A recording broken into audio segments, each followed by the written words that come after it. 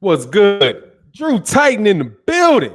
What's good, man? Y'all got to excuse me for not shaving today because I just didn't give a shit. I didn't feel like working today. It's been such a struggle to do anything today, man. It's cold out here in Texas. I'm suffering with 40-degree weather in the wintertime. Man, I'm hurting with this 40-degree weather. I mean, it's torturous, dog. I almost have to put a coat. I mean, I got to put a coat on. I don't need no gloves or a hat or boots or, none of that shit.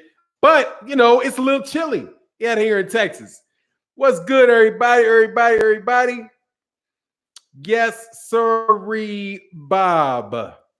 Wait for some people to get in here, man. What's going on, Drew Titan, Pierre Gale, J Bird 904 in the building. What's good? Yes, sir, Yasan. What's happening? Dame Watson. TC the Crisis, Ronald Gomez, Byron Ants, what's happening?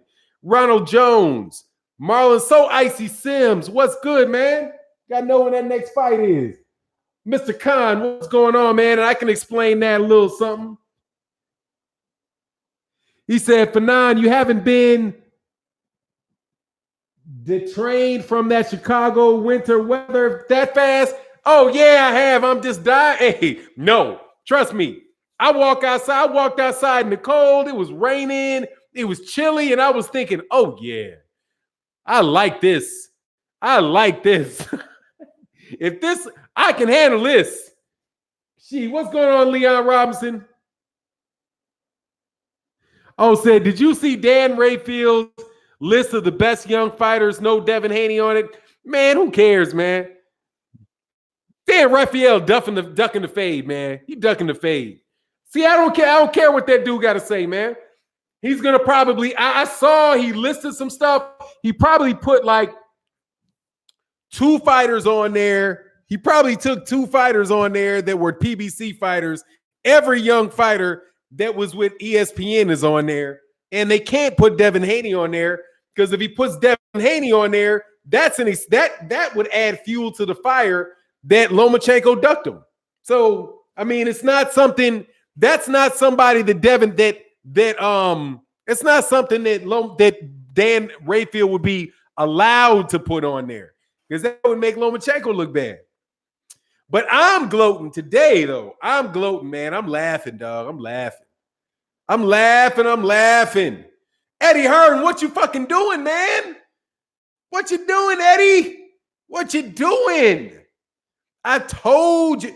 Dude, he got somebody on his ass. I'm telling you right now. Eddie Hearn has the wrong motherfucker on his ass, dog. And that is Thomas Hauser. Thomas Hauser, you do not want Thomas Hauser on your ass, dog. Thomas Hauser is on his ass, dog. On his ass like a fucking herpes. Okay? He on his nuts like some herpes. Okay? He ain't never going to get rid of Thomas Hauser. Lord have mercy. Thomas Hauser's killing this dude. Killing him. The connection between, now notice, man, shout out to Trail Boxing Talk and my man Black Fight Fan TV in 78.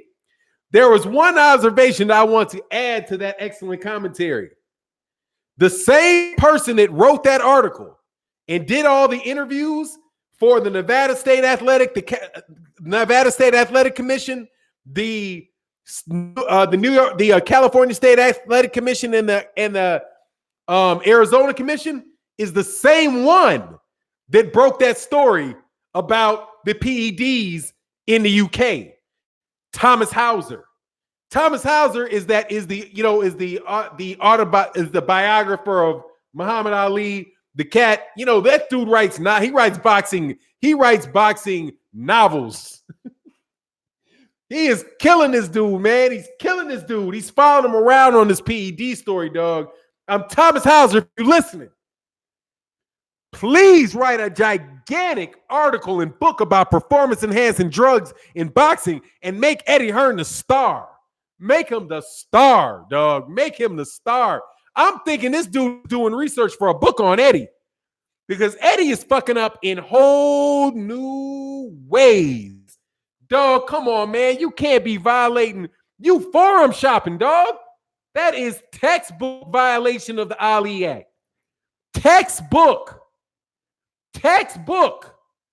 violations of the Ali Act. Now, I did a video that's coming out. Actually, I'm in the middle of processing it. I was running behind today, like I said. I got 4 videos coming up today because I'm a fucking boxing addict.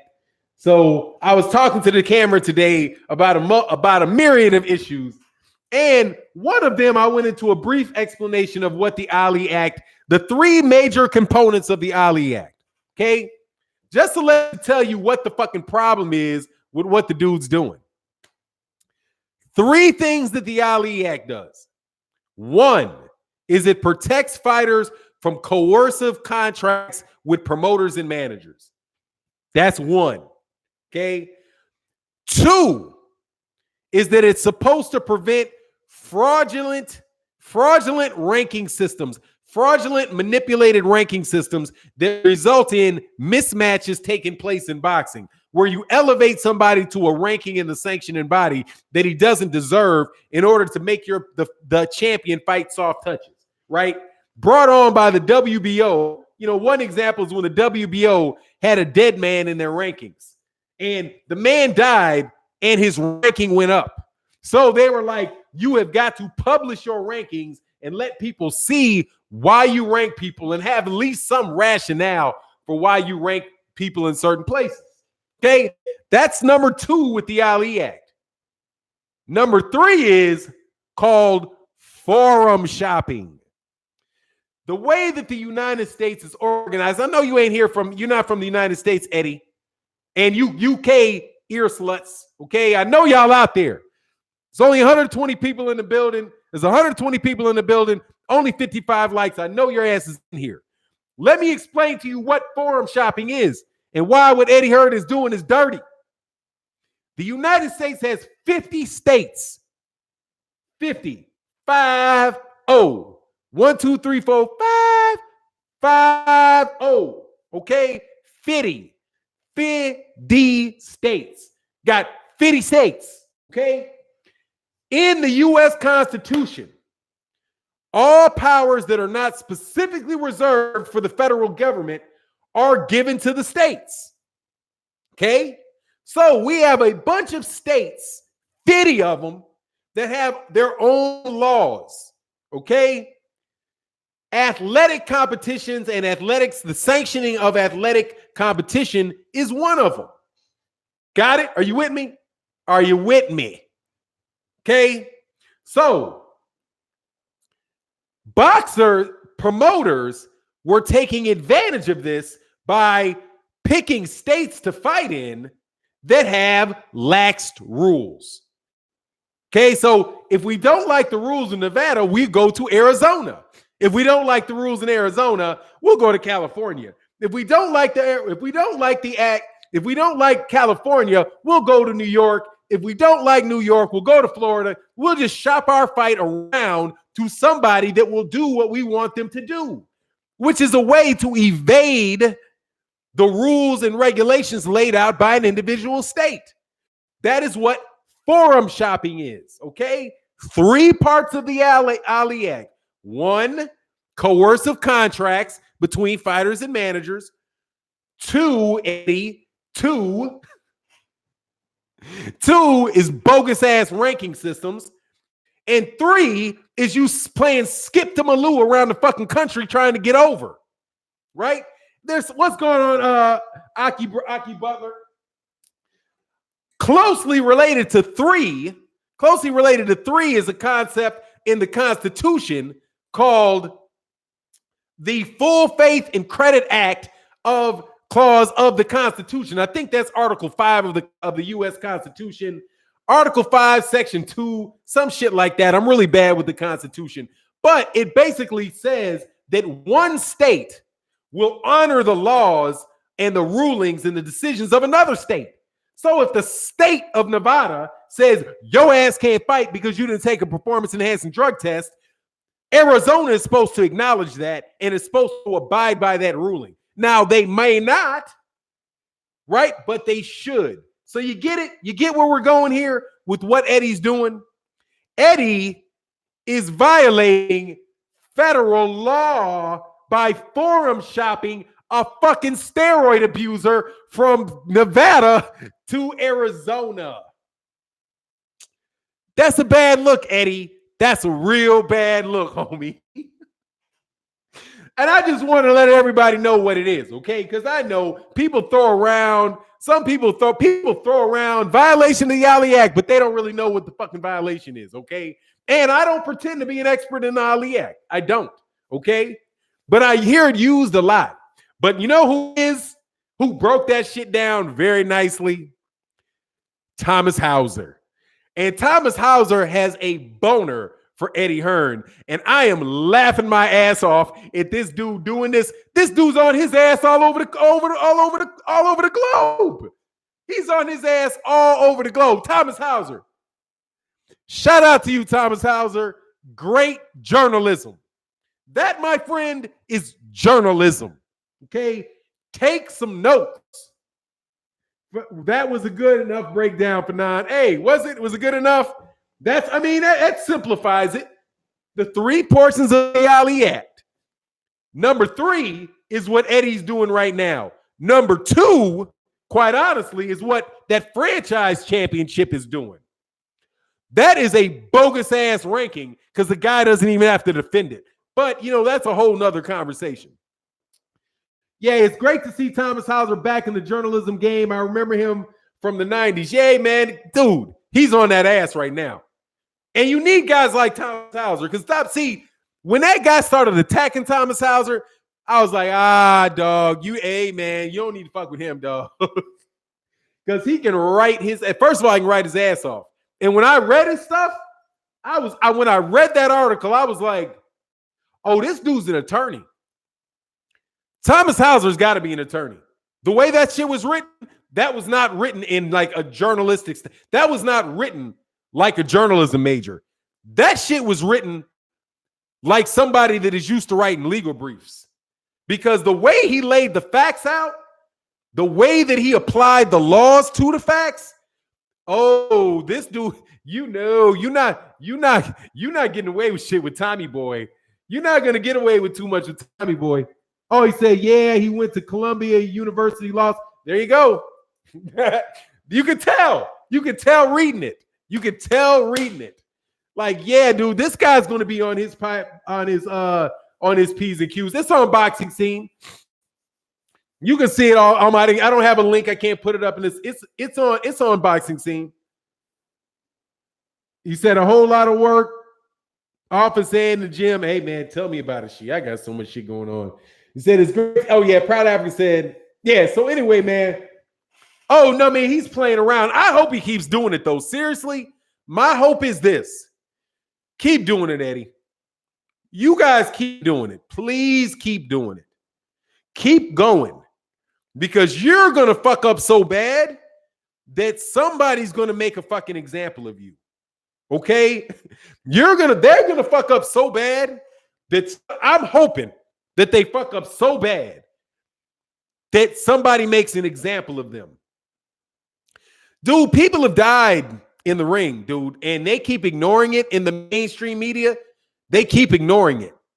But what these guys are doing, when you're forum shopping a steroid abuser, and let me be real clear, when you refuse a drug test, that's an admission of guilt. That's how they treat it. That's an admission of guilt.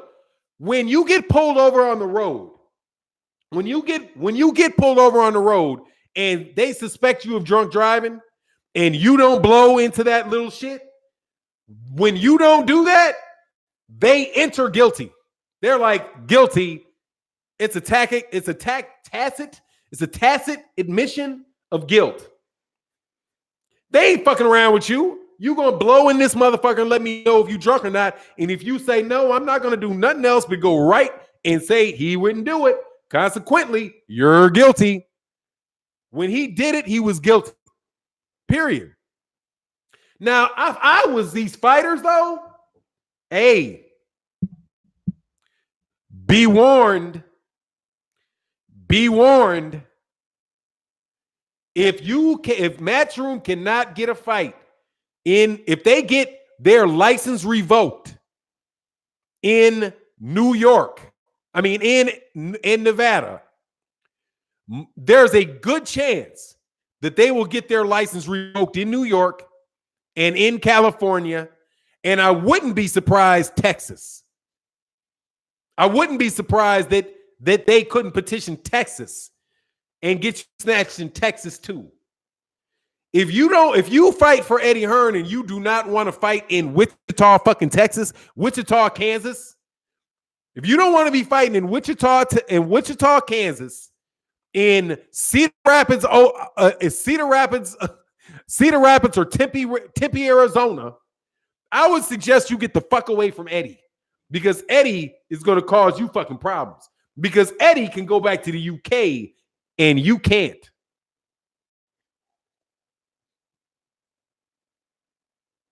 If you were drunk, don't blow it and get a good lawyer.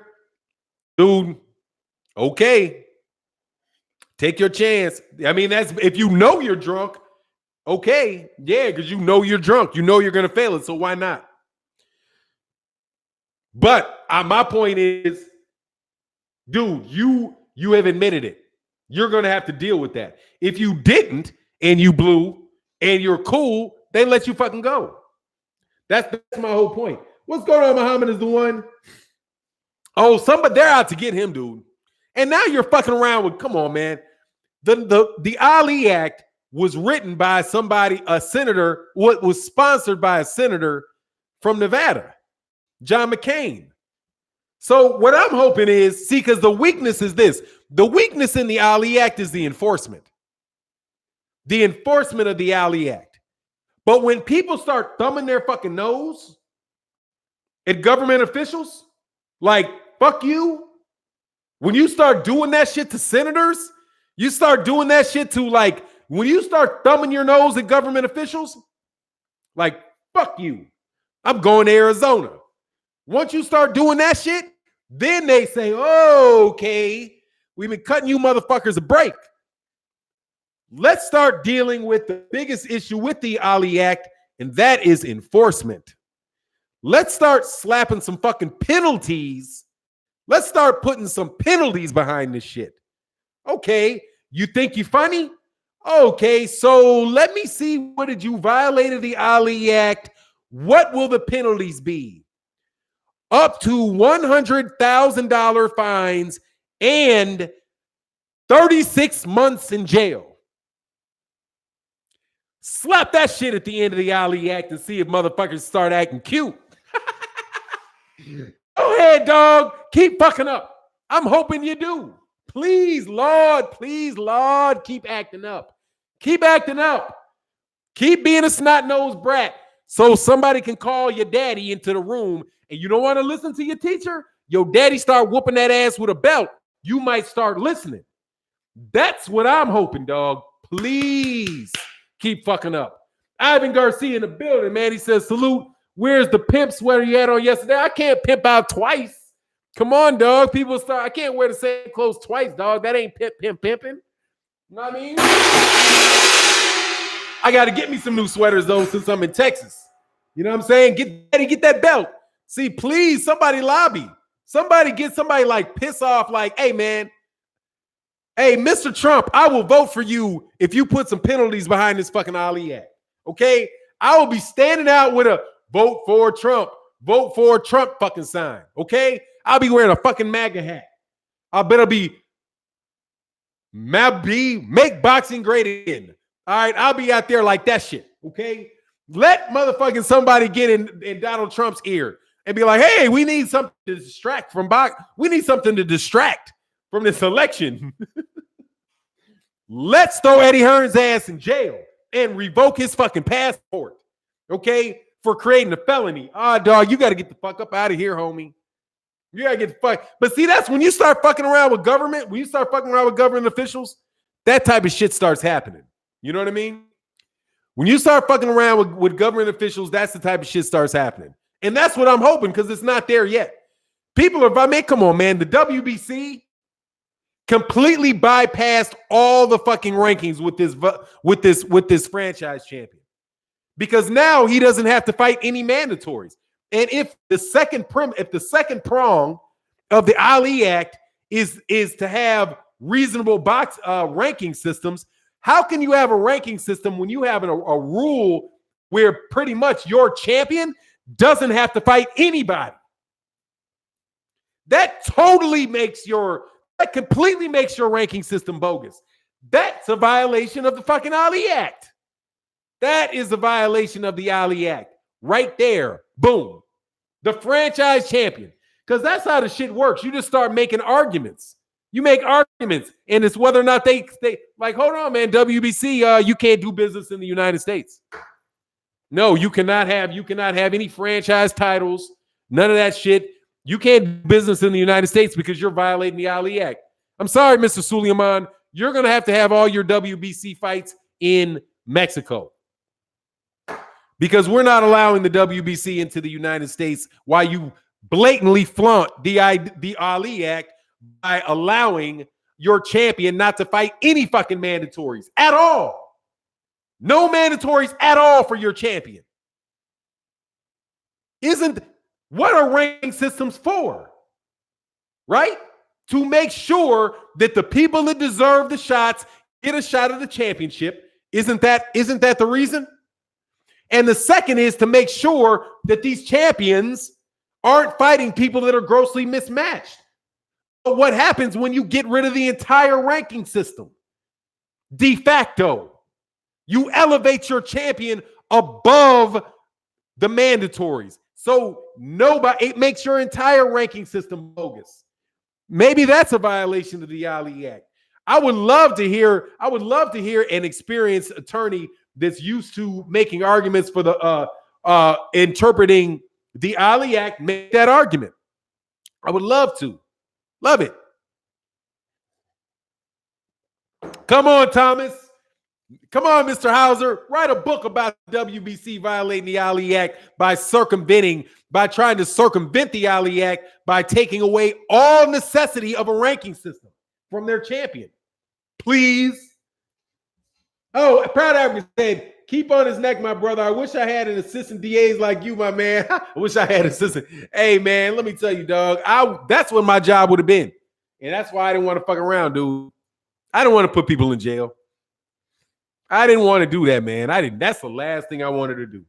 Because some of y'all deserve to go to fuck to jail now. Don't get me wrong. The older I got, the more I was like, man, maybe I should have done that shit. Maybe I really should have been the one sticking your asses up underneath something. But nah, I didn't have it in my heart at the time, dude. So I spent my entire education on writing contracts. That's it. That's what I did. Yeah, man. But just so you know, dude, Eddie, stop before you're going too far, dude. You're too arrogant. You're not nearly as smart as you think you are. And your politics suck. Your politics suck, homie. Your politics suck.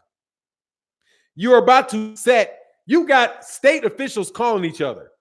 You got the Nevada State Athletic Commission pissed off, calling the Arizona State Athletic Commission, and I'm sure calling the California State Athletic Commission. All pissed off. Like, you just going to shit in me? You just going to shit on me? What? Hold on. I said the fight don't go down. You just going to shit on me? Okay. Hey, Nevada, you're going to need a job, right? Eventually. Because where are you going to go next? You know what I mean? Where are you going to do? These cats all know each other. The mob is in the casino business now where the house always wins. Hey, man, the house does always win. But they ain't stupid. You know what I mean? Eddie's stupid. And Eddie's getting pushed by the zone, too. I need my Chavez fight.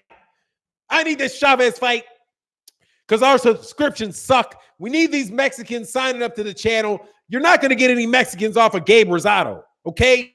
We need Julio Cesar Chavez so we can get a rematch with Julio Cesar Chavez Jr. and Canelo. Didn't they do 1 million pay-per-view buys? Isn't that the fight that kicked off Canelo as the pay-per-view star? Because that's what it is, if you remember. Dogs, I'm telling you, man, Canelo's status as a pay-per-view star is heavily overrated. Heavily overrated, dude. But I'm not going to get into that, dude, because, You know, but it's overrated, homie. It's really over. It's very questionable whether or not he made 1 million pay-per-views against on any of those fights. They never really released the numbers. And now that you see that he's on the zone, his numbers aren't that fantastic.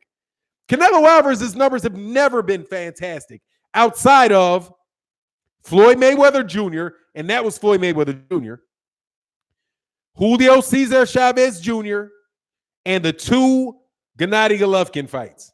And those barely broke 1 million pay-per-view buys. It wasn't 2 million pay-per-view buys, 4 million pay-per-view buys. That shit's never been that high for Canelo on his own. When Canelo's on his own, when he was doing like Amir Khan and guys like that, he's getting 300, 400,000 pay-per-views. Canelo's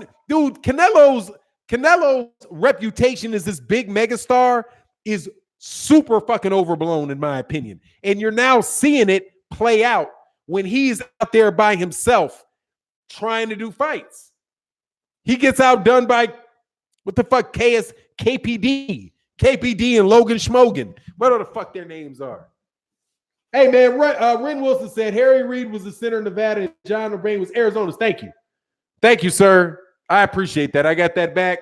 Thank you very much, Ren Wilson. Thank you. I fucked that up.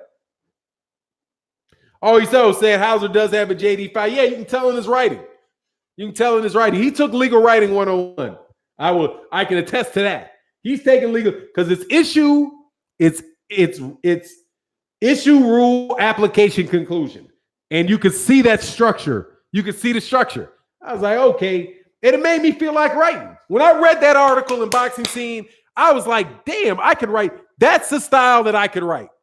This bullshit that these dudes are doing, like, I don't call it bullshit, but this fanciful shit that like the way Mark Krager writes, that shit is like I'm looking towards the fucking end. Like, I'm skimming that bitch. Like, where's the fucking facts in this bitch? If you read Thomas Hauser is breaking that shit down in an argument. Matter of fact, that's the best way to describe it. He made an argument. Because I try to do that in my videos. Like, my videos are arguments for the most part. I'll start off and I'll tell you what I'm going to say, right? Then I'll give you the background. Then I will come back and apply the facts, the current facts in the background, and then I'll give you my argument again.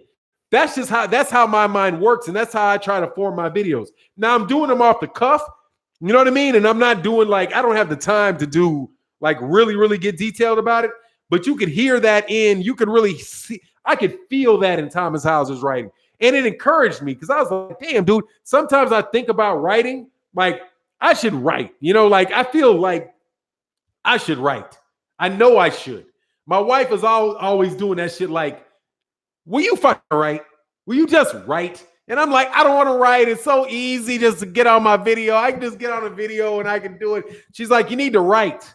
I'm like, I don't want to write. I write too fucking much. I read too fucking much. I don't want to do it. But when I read this shit, I was like, damn, you can knife motherfuckers with a pen. Like you can really knife motherfuckers with a pen. Like, slice them. Yeah. But you can't do it the way that these guys do it when they're writing for ESPN or the way they're writing for Ring. Those are like fluff pieces. You know what I mean? You're not really making an argument, man. You're not like I said, you're not pointing out the issue. The question is whether, like the way that Thomas Hauser, I'll do it, man. Y'all learn, okay? I'll tell you what really keyed me in about Thomas Hauser's article. It was this sentence right here. Because this is laying out the issue. Where is this mug? I gotta. Oh, Garrett, there you go. I think it's Nevada State Athletic. Yeah, it's entitled Nevada State Athletic Commission confronts Matchroom over Chavez Jr. Even that shit is so straight. He says, "Oh, where'd it go? Oh, that's not the actual article. There's another article. Where's the other article that he wrote? Oh, actually, I could just go to this article." Because that's just a report. But where is it? It'll be another Thomas Hauser. Oh, yeah, it's entitled Matchroom, Chavez Jr., the NACC, and the Nevada State Athletic Commission, and the Voluntary Anti-Doping Agency. This is what made me really figure that I was like, okay, I like what this dude is doing. He says, okay, da-da-da-da-da.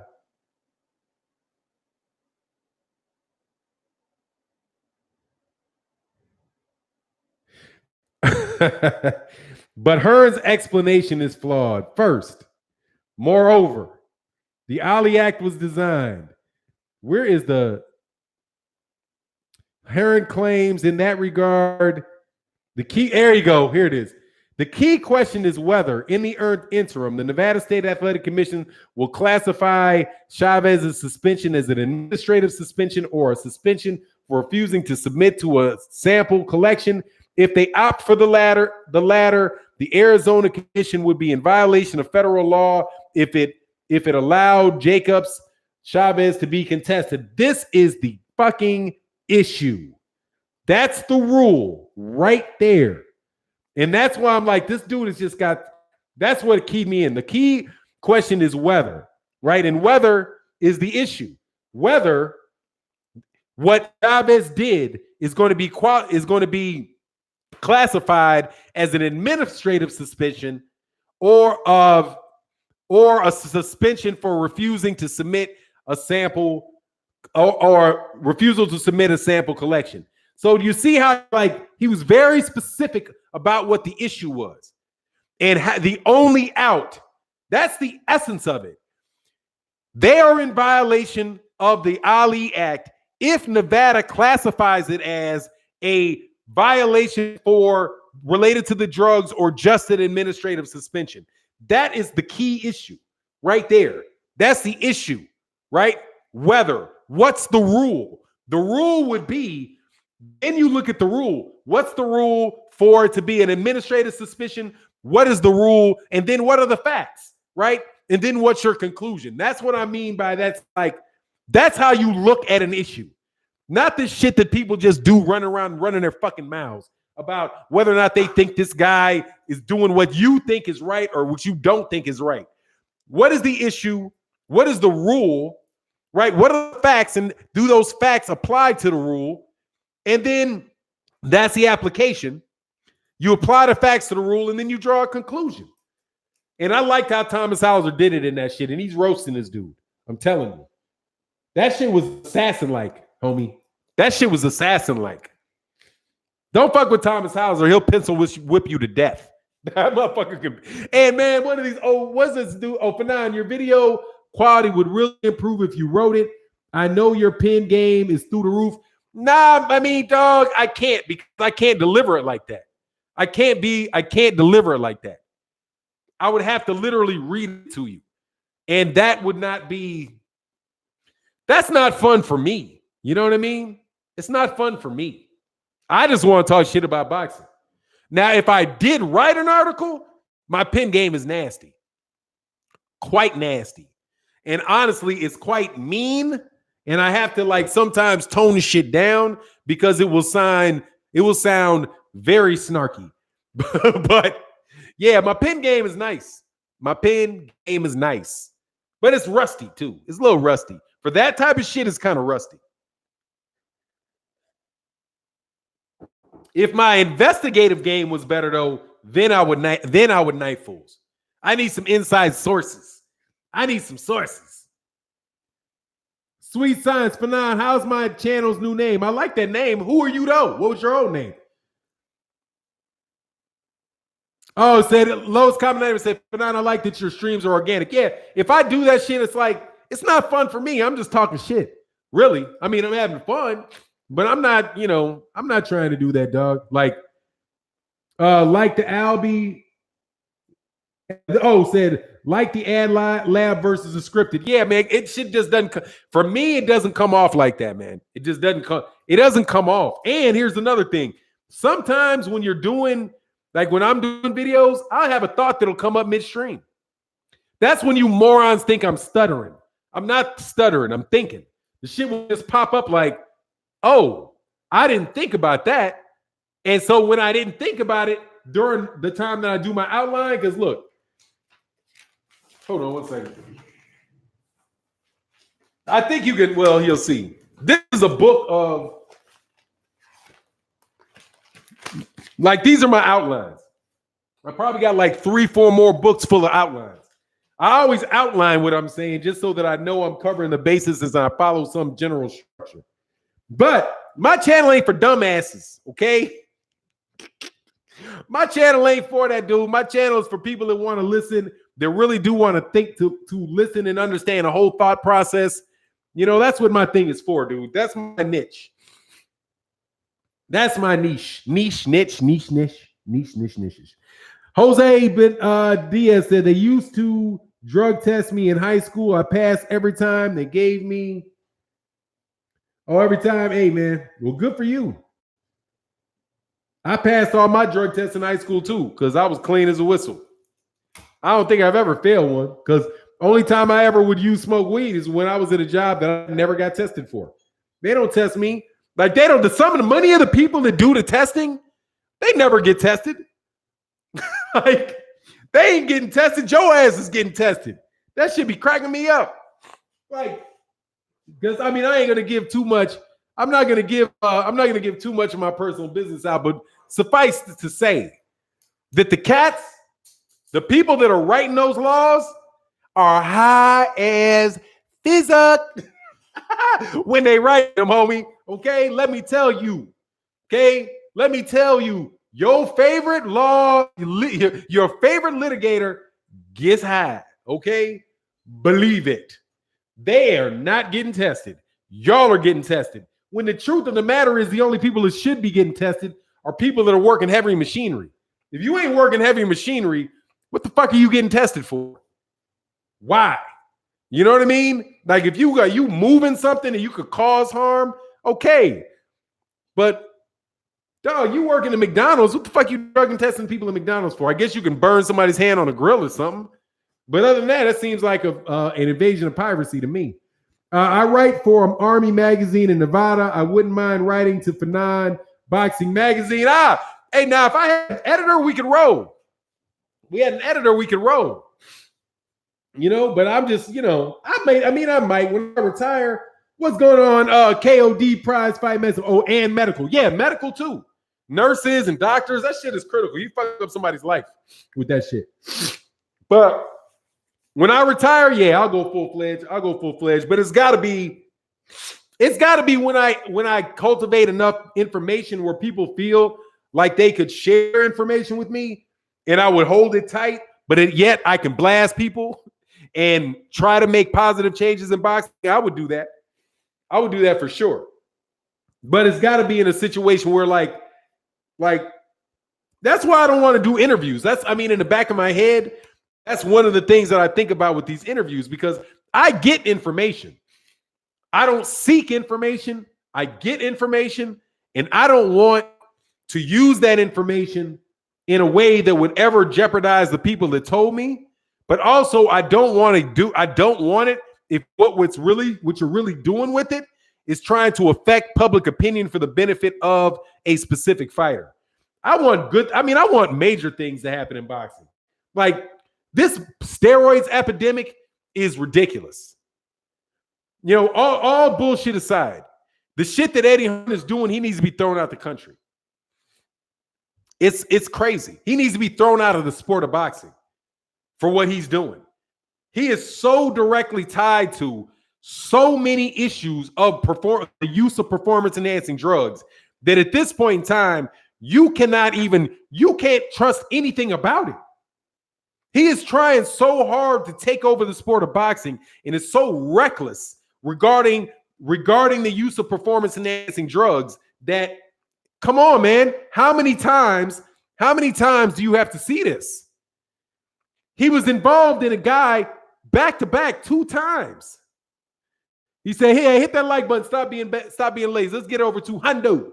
Look, man, 2 times, man. 3 times. 3 times. Come on. if you are going to, if a guy refuses to take a performance enhancing drug test, and your first response is, I am going to go.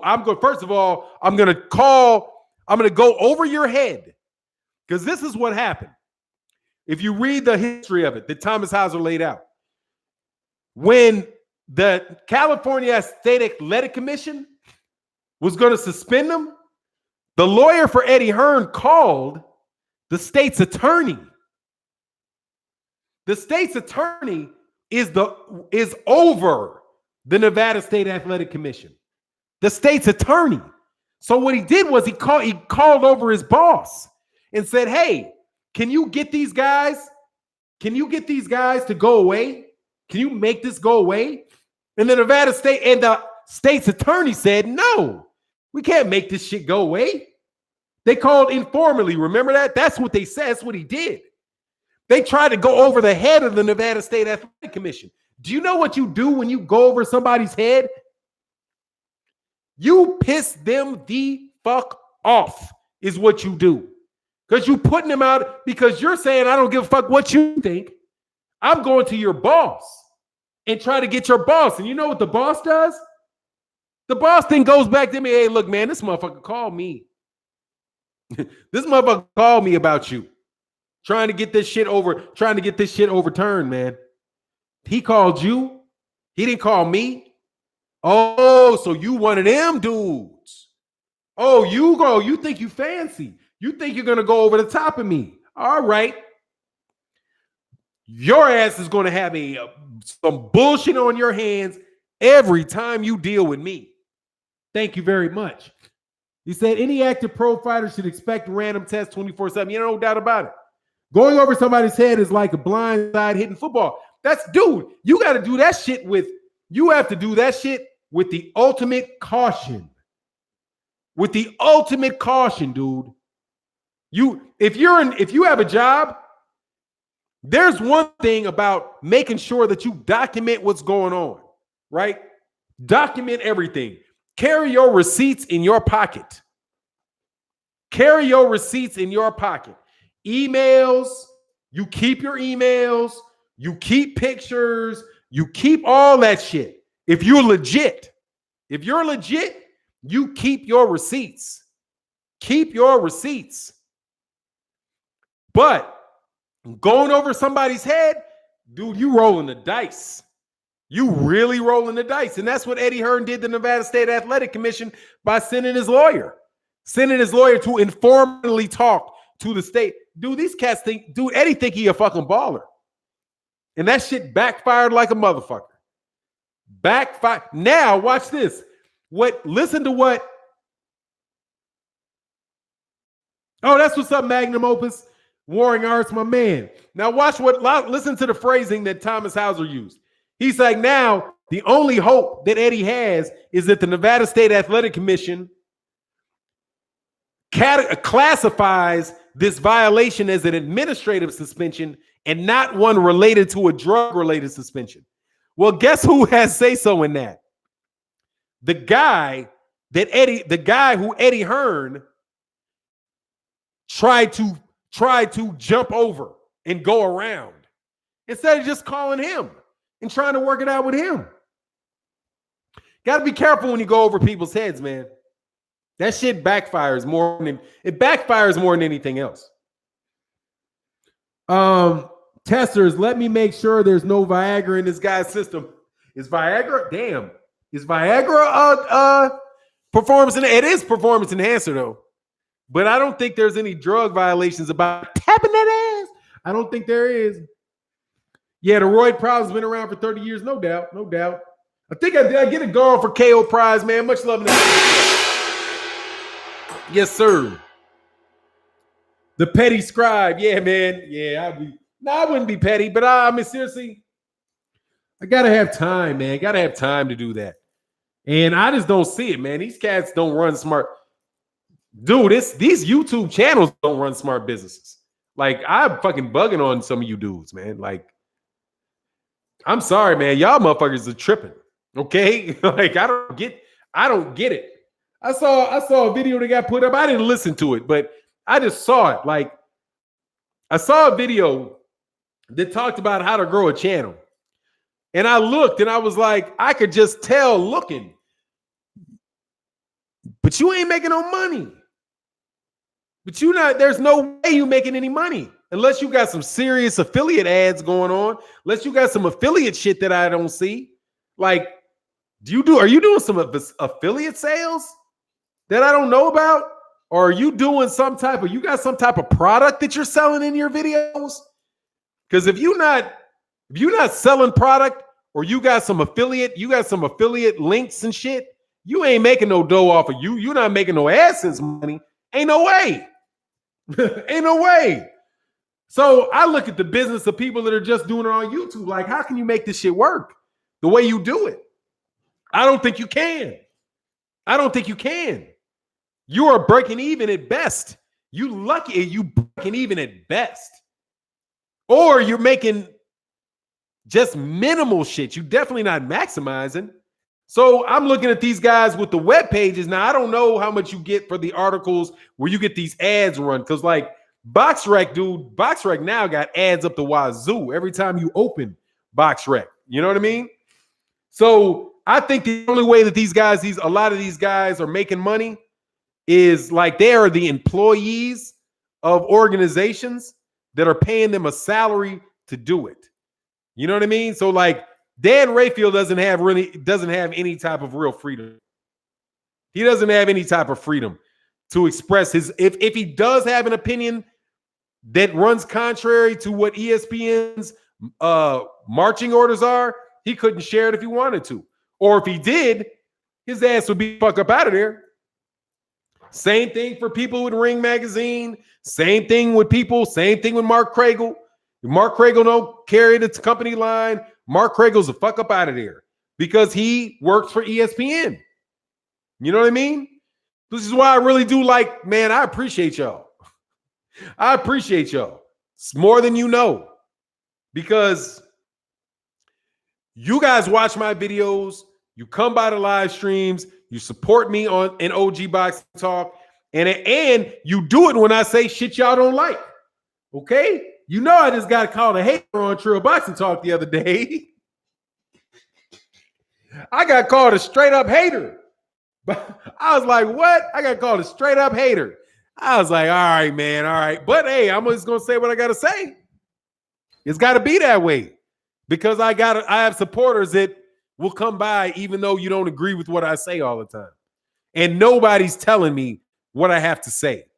That would be very difficult to write but Hauser writes novels and shit. So, you know, he'll do his press releases and he has the name that carries cachet. You know, that has cachet. Is that right? It said, Miss Rose said, hell yeah, bro. Been watching for 2 or 3 months now. I appreciate that, man.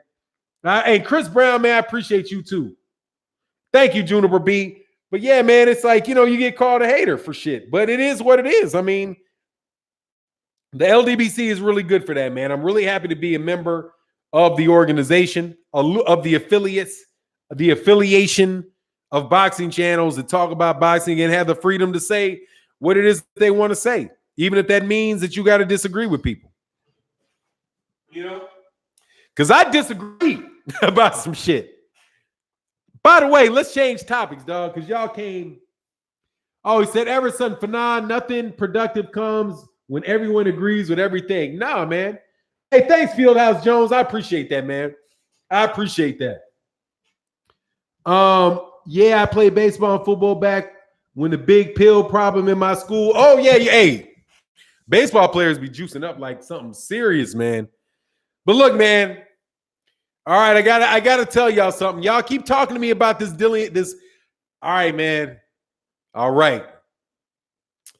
I'm not doing this in a video, but I'm going to say it here because enough of you guys have come to the comment section and asked me to listen to what Nate Jones had to say about the sparring session between Devin Haney and Gervonta Davis.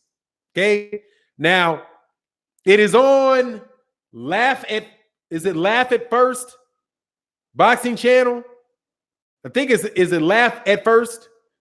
Somebody put in the comment section the name of the channel because I always mess it up. I'm a subscriber to the channel, but I never really read the whole name. It's Laugh at First, I believe. Somebody let me know if it's Laugh at First or if it's slightly different than that. Laugh at First Sight. Thank you. Laugh at First Sight. Very good channel. Enjoyed a lot of a dude out of the Chi. He's got to be from the Chi. So I respect cats from the Chi. That's where I'm from. So we did that interview. And I have to ask y'all, did you guys listen to it? Did you listen? I left listening to that thinking the people that asked me if I listened to it, I wonder if you guys really listened to what he said. Because I got something a little different. Said the old dude in there be tripping. Oh, yeah, you talking about, yeah, that dude, what's that dude? The guy with the Leon Muhammad be bugging, dog. But look, man. Yeah, that's what always the Chi-Town dude. Yeah. I could tell. Especially because of where he's interviewing people and the things that he's doing. But anyway, look, man, this is the background from that. And this is something I'm going to warn you about. Okay? I got to warn you. Hey, dude, rich kids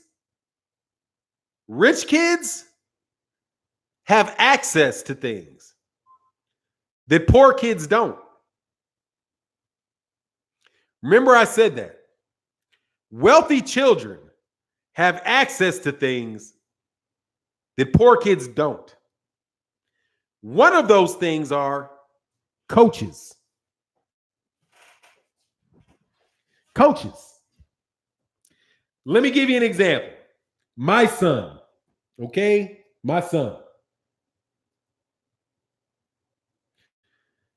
has a physical trainer, right? He works in every day, like 5 days a week, because we gave him a day off.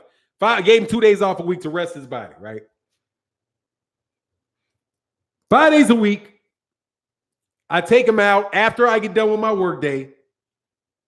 I take him out. I take him up north to the city that I live in, and he goes into a gym, and he works out with a cat in a gym who makes his living training athletes in a strength and agility.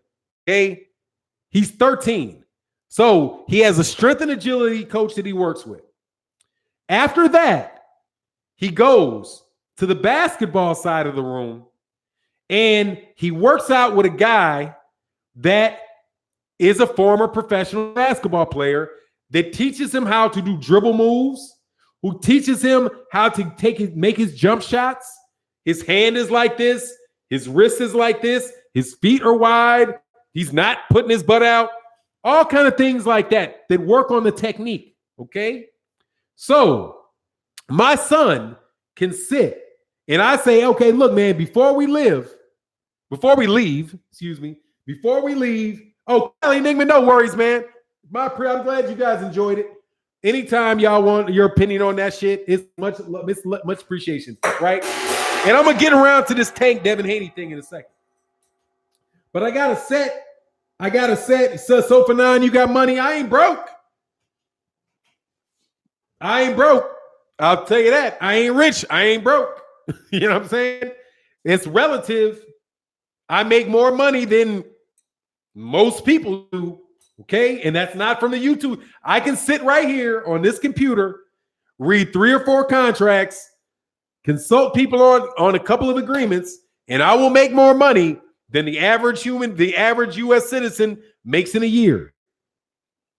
Okay? I can do that sitting right here. All right? Which is why I tell y'all, and by the way, I can do that and not work for anybody else. I'm blessed in that regard. Am I a millionaire? No. Am I wealthy where I don't have to work? No. But I've got enough money. So I earn enough money, and my wife is a college professor. So compared to most American citizens, I am comfortable. Okay? I am comfortable. I make more money than most people do. Got it? Myself. And my wife makes more money than most people make. So the combination of us clearly makes more money than most people make. But it ain't hard to find somebody that makes more money than me. Don't get it twisted. Okay? Don't get it twisted. Now look. Oh, I ain't no 100 there, dog. I ain't 100 there. I'm definitely 1,000 there. All right. I'm deep in the 5 figures. I'm deep in the 5 figures. Nah, I've passed up the 5 figures, okay? I'm in the 6 figures, okay? I've made my 6 figure. I'll tell you that much. Okay, that's fair. I've made the 6 figure mark, okay? And I'm working on the 7. But I ain't made it to 7, but I've made it past 6. Got it? That's enough of my business for y'all, okay? Now, much love in that super chat. Says, sports guy said, Fannon, you the man. Make that bread, fam. Thank you. Appreciate your support. And Felix News that I've been watching you since you were a fan of AJ way back when. Thank you. Somebody know. Hey, man, TC the Crisis said, salute to the thousandaires. You know, I'm definitely a thousandaire. Now, look, man, let me get back to this because I'm trying to set it up so nobody says I'm a hater, okay? Walk with me during my logic that I'm going to set up for you because I'm leading to Devin Haney and Gervonta. Kids who have money have access to training that other kids do not. Got it? That's why I pointed that out. Devin Haney is a privileged child. Devin Haney's not poor. Devin Haney ain't been poor a day in Devin Haney's life. Not one day. I promise. I listened closely enough to know this.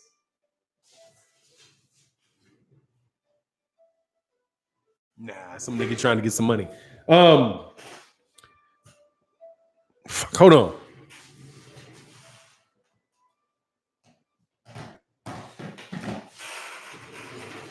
Sorry you saw my junky ass room behind me. Make sure I ain't got no drama going on in my life. All right, cool. No drama. All right, cool. So he ain't been poor a day in his life. He's had great coaches. So when I listened to the description and I looked at the timing of the sparring match between Gervonta Davis and Devin Haney, something really stands out. You say it took place when he was 16, right? Devin was 16, Tank was 20. When Tank was 20, that was before Gervonta Davis was signed by Mayweather Promotions. Devin Haney was already living in Vegas. And Devin Haney had already, from what I understand, had access to excellent trainers. That's what his father said. He said, listen to the record. Everybody knows Devin Haney in Vegas because Devin Haney was training. He was in training camps for professionals in Vegas, right? He had also been, I can't attest to the timing of this, but I know earlier in his career, he was actually trained by and coached by Floyd Mayweather Sr., who's a Hall of Fame trainer. Now, the reason that I say this is Nate Jones said that Devin Haney was more technical than Gervonta Davis, and that he bet $1,000 that Devin Haney would outbox Gervonta Davis, and he said it was a close sparring match, but that Gervonta Davis was trying to knock out Devin Haney, and Devin Haney was boxing. And tell me if I'm trying my best, as you guys asked me, to tell you what I thought. Because when you asked me to think about something and give you my opinion, I listen to it 2 or 3 times and I think about it. What he said was that he bet that Devin would outbox him. It wasn't a situation where he taught him a boxing lesson. He didn't know how big the gloves were. He said Gervonta Davis was trying to knock out Devin Haney, and that both had grown since that time. That's what they said. Now, if you go back and you listen to the interview, that's what he said. Right? Now, that was before Gervonta Davis signed with Mayweather Promotions. That's before he started being coached and being developed by Floyd Mayweather, who is a boxer. What I think is that Devin Haney is a great boxer because he's always had great coaches. I think his father developed him because his father said that. They have a plan for greatness. And his father made sure he was exposed to the best technical coaches that are in the world. For sure. If you have Floyd Mayweather Jr.'s dad giving you tips in your corner for fights. What might be the case is that Gervonta Davis went in there like Thug Thizzle. I'm fucking you up. He tried his damnedest to beat the shit out of Devin Haney, and Devin Haney was just too slick and too well schooled on what was going on. It is possible for Devin Haney, even though he's younger, to have had better technical coaching at a younger age than Gervonta Davis had, because Gervonta Davis was fighting in gyms in Baltimore. Right?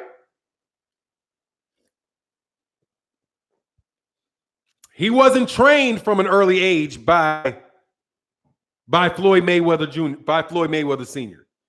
So, but now, for the last 3 years, he's had Floyd Mayweather coaching him. And we can say a lot of things about Floyd Mayweather Jr., dude. That motherfucker know boxing like the back of his hand. We say, hey, he might be a jackass outside the ring, but in that ring, dog, ain't nobody breathing better. Ain't nobody breathing better. And that's the truth. Some people you could argue are as good, but nobody's better. So my thing is this. You see this in other areas where you, like Deontay Wilder. If Deontay Wilder had fought when he was young, yeah, Deontay Wilder developed. He developed over time. Tank has developed as a fighter. So I'm not going to say that because of a sparring match that I think because Devin Haney outboxed him in a sparring match, that really says a lot about what happened in a fight 5 years later. Because it could be a completely different Tank Davis. That's my take. Because now Tank has money. He has access to training. He has access to great sparring partners. He's got access to champions advising him. And here's something else you might want to think about. And this is where I would be careful. He has access to Floyd Mayweather. And nobody knows Devin Haney's style better than Floyd Mayweather. Nobody. Because it's Floyd Mayweather's style. Isn't it? Wouldn't Floyd Mayweather Jr. know how to? Because that's when people ask me, who does Devin Haney remind me of? He reminds me of Floyd Mayweather.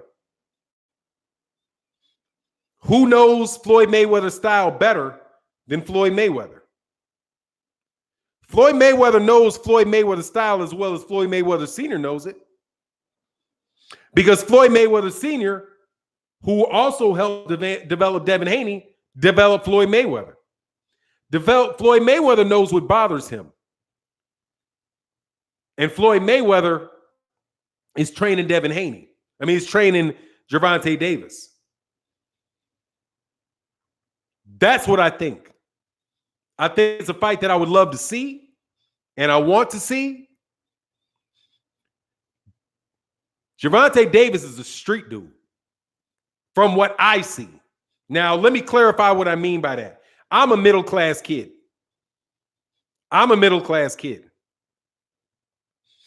know a middle-class kid when I see a middle-class kid. Devin Haney's a middle-class kid. Errol Spence is he's a middle-class kid. Gervonta Davis ain't a middle-class kid.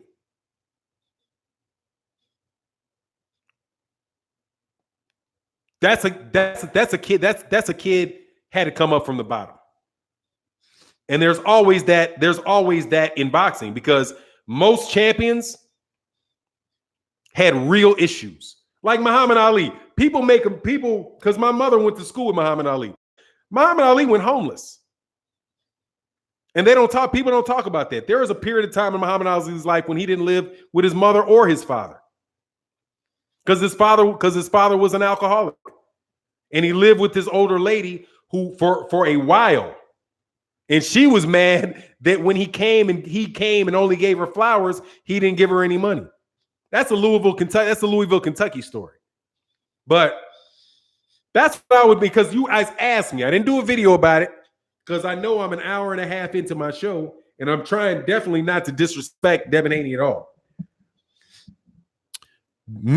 Middle-class kids, you got to be special when that shit bumps up against the wall and you shit get real tough.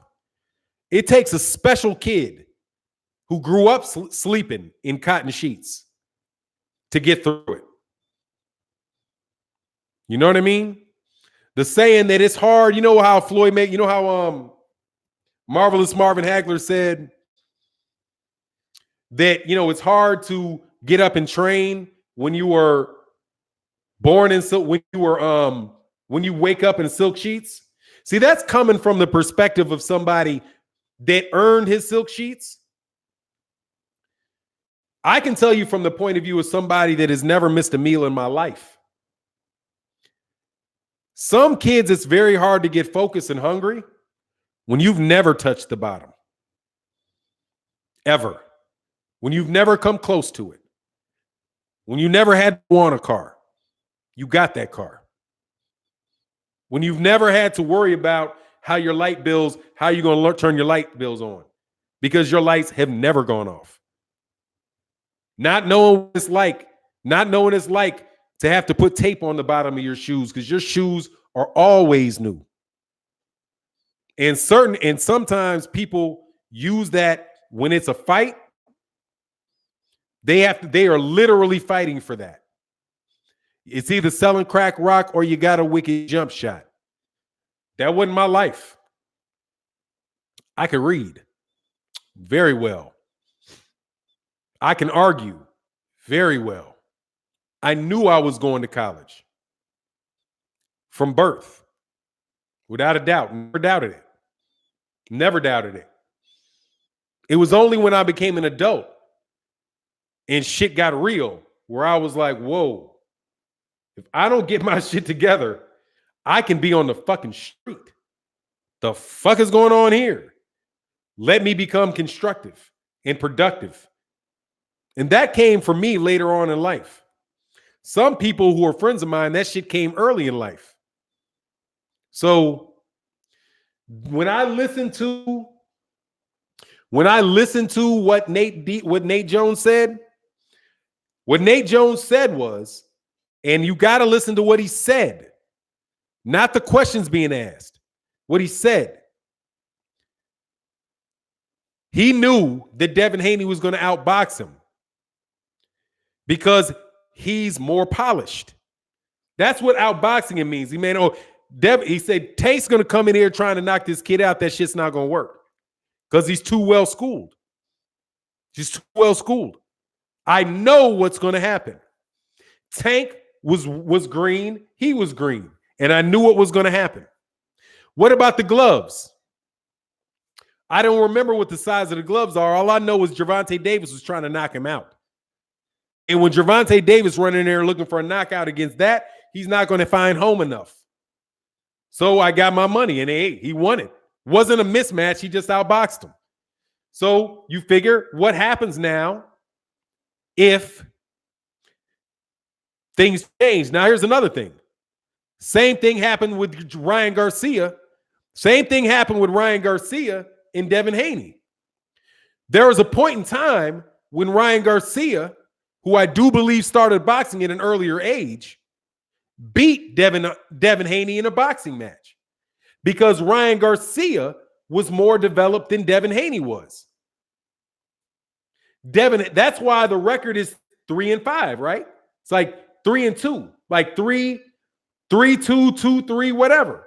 But eventually, Devin Haney's skills caught up with Ryan Garcia's skills, and then Devin Haney started beating him. That's literally the same thing that I'm talking about when you ask me about a sparring match that I didn't see. Romario Harris said, exactly, Fannon. I'm a surgical assistant by trade. I'm currently raising future doctors. The doctors I worked for kids are waiting for inheritance. Yeah. But I don't necessarily know that I'm not saying that's the situation with Devin Haney. I'm not saying that Devin Haney's dad was super rich and like he grew up in a mansion or something. I don't know that to be the case. I don't know that to be the case, but I know that they relocated from California to Vegas, and you had to have some money to do that. I also know that Errol Spence Jr.'s training was fronted by his dad. His dad had money to do that. Same thing took place with other people that developed their kids into very, very good athletes. Their parents in America, you have to have funding to do that. Gervonta Davis came up in a boxing gym for poor, disadvantaged kids to keep his ass from being on the street killing folk. You know what I mean? That's a little bit different. But it might not matter. Devin Haney might beat him. You know, he might beat him because Devin Haney's a hell of a fighter.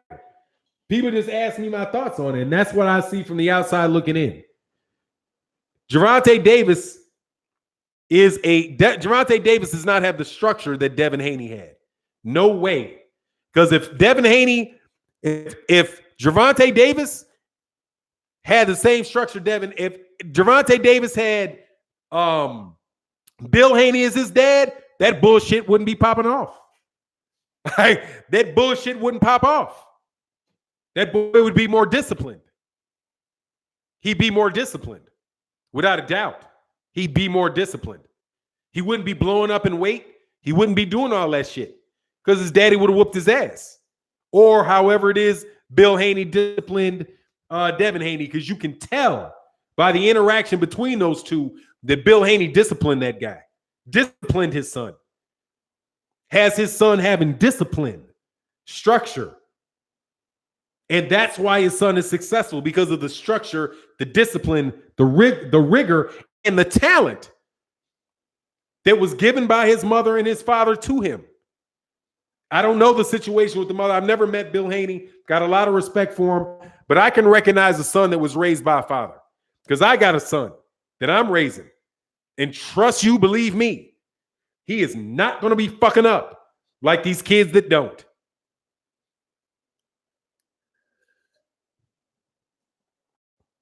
Believe it. Because it's that, or he and I are fighting in the street. He's going to be, and I'm a hell of a lot bigger than him. You going to get your shit together, or you're going to get your shit together. Period.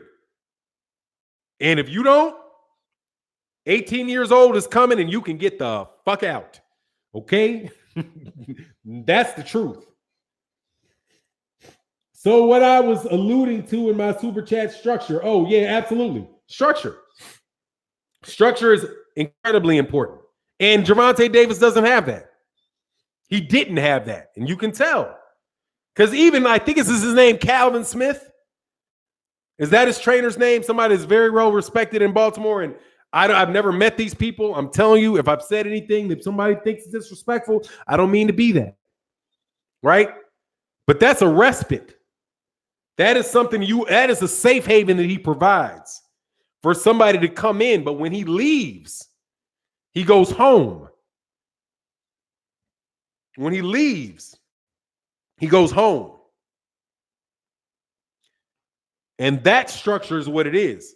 With a young man with a father, you go to the gym and you have structure. When you come home, you have structure.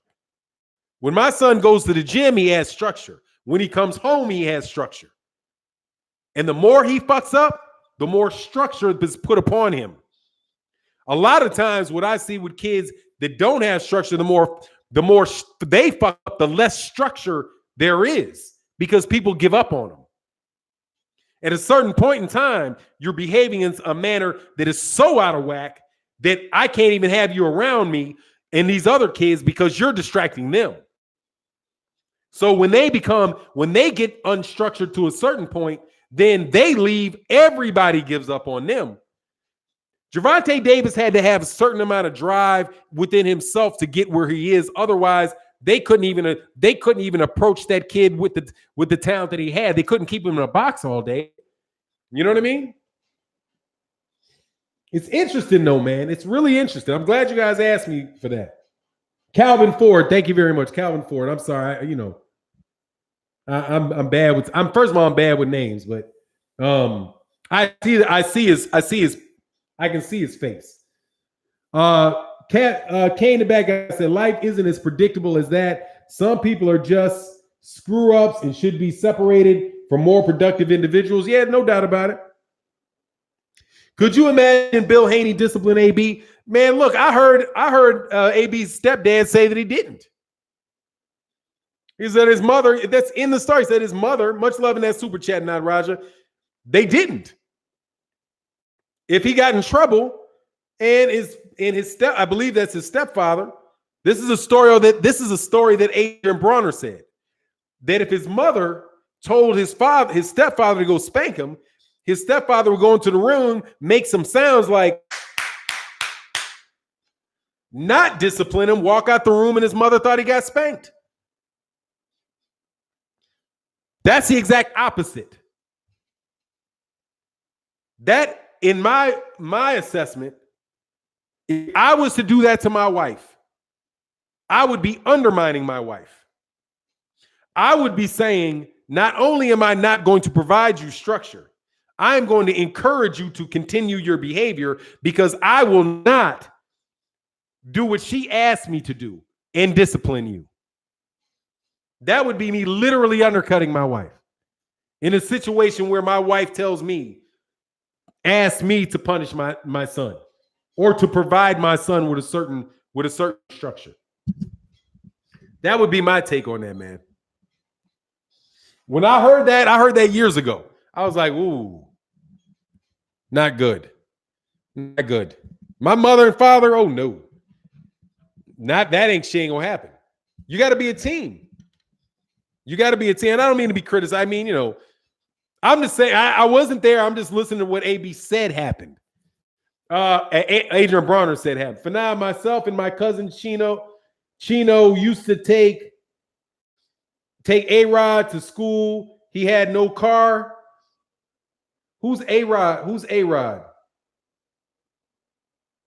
Who's A-Rod? Oh, A-Rod, the Dominican baseball player. Oh, A-Rod, yeah. A-Rod, that's on that juicy juice, huh? Alex Rodriguez, yeah, you talking about, because he's a baseball player. Will Haney? No, he ain't Hector Camacho. He can fight. Hell no. Man, Devin Haney's the real deal, man. No, I don't believe he's going to fold up like that. Hell no. I don't think so. I think he's a real deal. I'm talking about, man, look, somebody has asked me to tell me what I thought about that statement. What I think about Devin Haney is that Devin Haney's the real deal. And Devin Haney is being groomed for greatness, and I don't expect anything other than that out of him. I don't. That kid can fight. You know what I'm saying? That kid can fight. Really fight. I don't think the fight with Gervonta Davis is going to happen, though. I just don't believe it. I hope it happens. I hope it because that's what Devin Haney wants, and that's what other fight fans want. I want that to happen. I want him to get that fight. I really do. Tank versus Haney is more competitive than people think. I think it's a good fight, man. I think it's a very good fight. The only thing that I said is, man, don't lunch on. Don't lunch on Tank, man. Don't lunch on Tank. The kid can fight. Bill Haney said it. He's like, man, I don't want to sound like the kid can't fight. And he's right. That kid can fight. Devin Haney can fight. Those guys know what they're doing in the ring, man. And they both are very well-conditioned athletes. And they both got experience. Lomachenko ducking. That's what I want. I just wanted Haney to fight Lomachenko. That's what I was pushing for. Because I think Devin Haney can beat Lomachenko. I think Lomachenko and Devin Haney are similar in a lot of regards. But I think that Devin Haney has distinct advantages over him. Distinct advantages over him. Nonetheless, nothing, and not the least of which is that they know what Lomachenko fights like. And they can prepare for Lomachenko. They know what he's doing. There's no surprises there. It's out. You know what he's going to do. I know what Lomachenko's going to do. At this point, I know what Lomachenko's going to do. Exactly. Okay? It ain't changing. And I'm not the boxing mind that Bill Haney is. And I know what he's going to do. And because I knew what he was going to do with Campbell. Because it was shown in Linares. Linares fight showed what it was. Linares fight showed what it was. You started getting inklings of it with the Miguel Mariaga fight. Miguel Mariaga, in my opinion, now see, people think I'm wrong. Like, how can you say somebody was exposed in a victory? And the reason that I say that is because you can see things that they're susceptible to. They can show people have success with you. And then when they have some success, yes, listen to Big Road Dogs. Loma stopped Linares. Yes, he did. What did the fight develop like? Let me tell you how the fight developed. It began by Lomachenko doing the same thing he'd done to everybody else. Getting close to Linares and letting a volume of light punches go, changing angles, right? Typically shifting out from the southpaw stance to his right, shifting out to the right and connecting. What happened was Linares never committed to punches. That's plan one for Lomachenko. And you will see this in the next fight too. It's not going to change. Plan one for Loma. The adjustment that Jorge Linares made was that he did not commit to any punches. He punched, he pity-patted with him and shifted with him. As a result, there was no Lomachenko. That eliminated let's call that the Lomachenko plan. He neutralized Lomachenko plan of change an angle, punch, change angle, punch, change angle, punch, change angle, punch. He stopped it because he stopped. Linares did that. He stopped overcommitting. He did not overcommit. And therefore, he took away the counter punching and the angle changes. Got it? And what happened when he did that? He got knocked. Linares knocked Lomachenko down in the middle of one of those shifts when his feet were squared. That's what he did.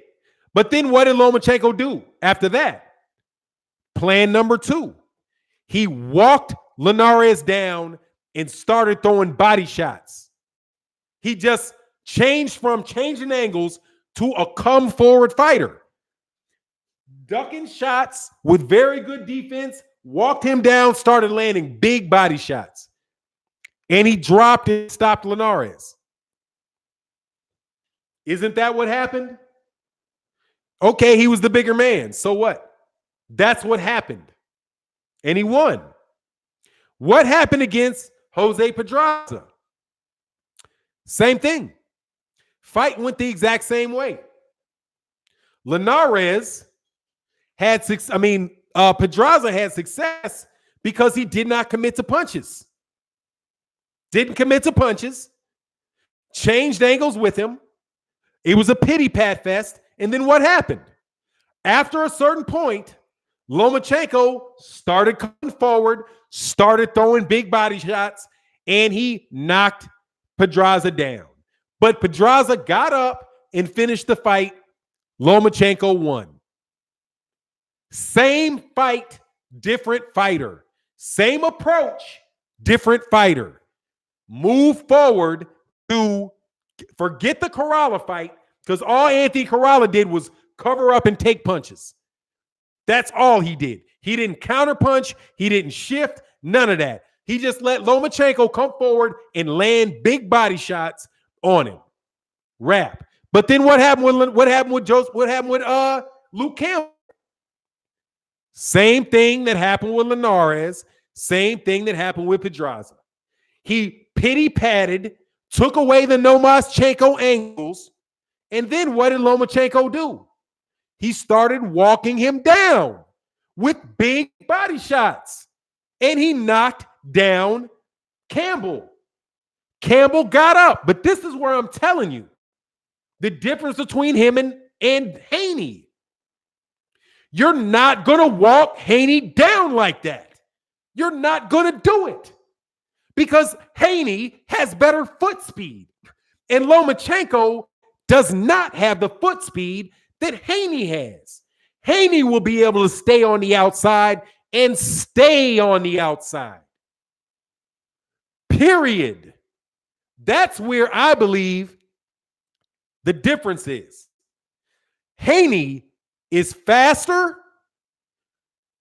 and a much better fighter technically than Linares, Pedraza, and Campbell.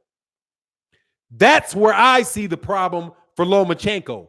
And on top of it, it's now later. And they're watching the fucking fight, guy.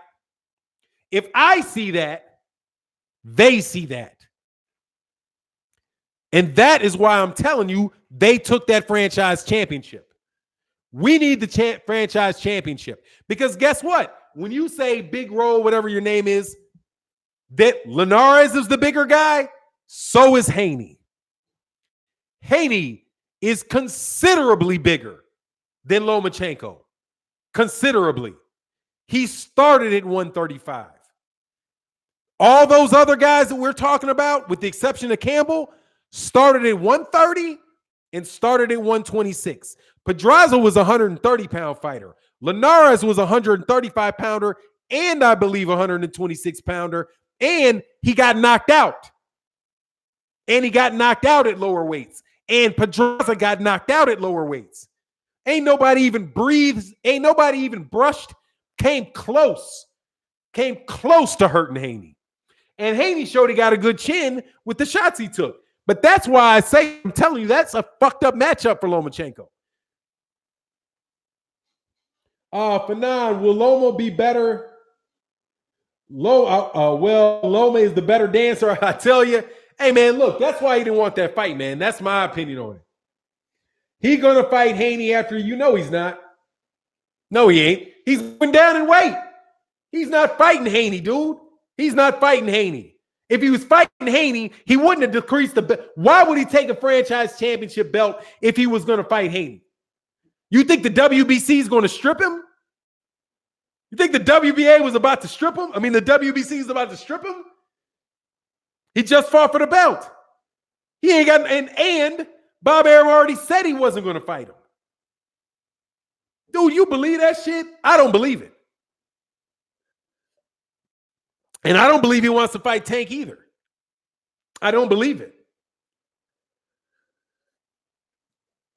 Otherwise, they wouldn't be talking about moving down in weight. He's not big enough for 135 pounds. He might be going down to fight Berchelt at 130. He would sign papers for the fight. Actions speak louder than words. Yeah, and the action was this. He took the franchise belt. Hey, dude, you lost the argument when Lomachenko took that franchise. He asked for the franchise. Come on, man. He don't want to fight Haney. And Bob Arum don't want him fighting Haney. If anything, Teofimo Lopez. Because if he loses to Teofimo Lopez, Bob Arum keeps the belts. Dog, no. Okay? Hell no. I don't think it. I want Devin Haney to be able to, I want him to be able to fight Lomachenko. I want him to be able to fight Tank and all that. He'll fight Tank and move down. Dude, I don't believe it. We'll see. We'll see. And we'll see if he makes it that far. Dog, I'm telling you, Lomachenko is not looking good, homie. He's not looking good. You can see people, hey, he wasn't looking good, dude. Lomachenko's getting touched up, man. He's getting touched up. He's at the end of it, man. I'm telling you, he's at the end of it. He's at the end of it. He's getting touched up. A lot. Eyes swole up, cut up, fighting guys that are not all. Luke Campbell, Jose Pedraza. Anyway, y'all think what you want to think. I'm just telling you what I think. Don't hate on me. He wins. That's, hey, dog. Hey, guess what? Big Raleigh 6 dogs. That's enough for you. Okay. Now I got a couple more minutes in my stream. I appreciate your fanhood of Lomachenko, but Orlando Salido already whooped his ass. Okay. He ain't in the. He's already lost. Okay. You are not some undefeatable dude when you've already took an L. He already took an L. Okay? Already. Like Black Fight Fan TV said, already. He already took an L. He already took an L. You don't be acting like this dude can't lose. No, I didn't say you thought he was Superman. Thanks. I appreciate you not thinking he's Superman. Bob Arum is going to bring Inoue up to fight. No, he ain't. Man, Inoue done too. Now, here I'm going to be overstating it a little bit for y'all get all, he said Inoue's through. Dog, Inoue ain't coming nowhere near lightweight. Dude, Inoue need to stay down at 118 pounds. I promise you. He need to stay down at 118 pounds. He need to stay the hell away from 130 pounds, homie. Stay the hell away from 130. Unless you get them power pellets. Maybe you need to sign with Matchroom and get them power pellets. Man, hey, you better get them power pellets. Because if he don't bring them power pellets, his head is on a swivel, homie. His head is on a swivel. Because if somebody can take his shots, or worse than this, when he gets in there with somebody that hits hard enough to dissuade him from throwing shots, it's a wrap. Okay? It's a wrap. He said, power pellet. Better get them pellets.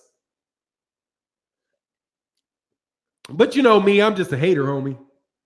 Yeah, I'm just a hater, homie. What do I know? What do I know? I just read Boxer. I can see an L sitting up there. And Nonito Donaire, y'all got all on my ass about Nonito Donaire acting like the dude really ain't 38, 36, 37, whatever he is, a middle-aged man, okay? When does middle age start? 40? I think 40. Is 40 the official start of a middle-aged? Like, it has to be. Because the average life expectancy is what, 75? What's 75 divided by 3? 25? So not quite. So 30, 35, maybe 35? No, the middle of your age, middle of your life, dude, 80 is the life expectancy.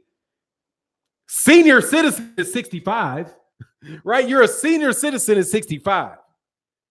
Middle age is somewhere between 38 and